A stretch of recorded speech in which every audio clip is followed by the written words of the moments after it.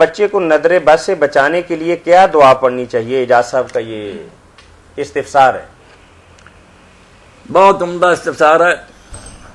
یاد ہو تو وہ دعا جو سرکار رسالت مآب علیہ صاحب الصلاۃ والسلام پڑھتے تھے نا حسن اور حسین رضی اللہ عنہ ماں پر، یہ کہتے تھے کہ یہی میرا باپ اپنے بیٹوں ابراہیم اور اسماعیل اور اسحاق پر پڑھتا تھا.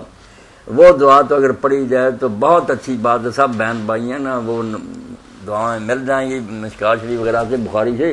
اعیذک بکلمات اللہ التامۃ من کل شیطان وہامہ ومن کل عین لامہ، کہ نظر لگنے سے اور ہر قسم کے شیطان سے اور موذی جانوروں سے میں اس کو اللہ کی پناہ میں دیتا ہوں، جس کا حکم جاری ہے، جس کو کوئی روک نہیں سکتا. اعیذک بکلمات اللہ التامۃ من کل شیطان وہامہ ومن کل عین لامہ. اور ایک ورد اور بھی رکھنا چاہیے کہ سورہ قلم جو ہے 29ویں پارے میں اس کی آخری دعائیں صبح و شام ایک بار پڑھ کر نا بچوں پر پھونک دینا چاہیے انشاءاللہ. اگر ماتھے کے اوپر انگلی رکھ کے المصور پڑھا جائے، یہ بھی اگر اعجاز صاحب کسی نے تجربہ کیا ہے تو ٹھیک ہے، ورنہ کوئی اس کا ذکر تو نہیں. میں نے تو دین کی باتیں ہیں نا قرآن حدیث کی وہ بتا دیں. باقی بچوں کی صحت کے لیے اپنے لیے بھی سب کو چاہیے کہ یا سلاموں بہت پڑھا کریں. وہ اسم جو ہے نا اس کا تعلق سلامتی سے نا تندرستی سے.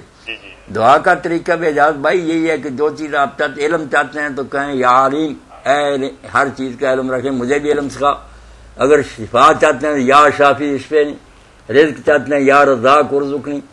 وہی دروازہ کھٹکھٹانا چاہیے نا جہاں سے جس کاؤنٹر سے یہ کام ہوتا ہے. تو یا سلام 131 بار صبح و شام اول آخر درود شریف، یہ بہت اعلیٰ کام ہے ہر بیماری کے لیے. کوئی بھی تکلیف ہوگی انشاءاللہ اللہ تندرستی دے گا.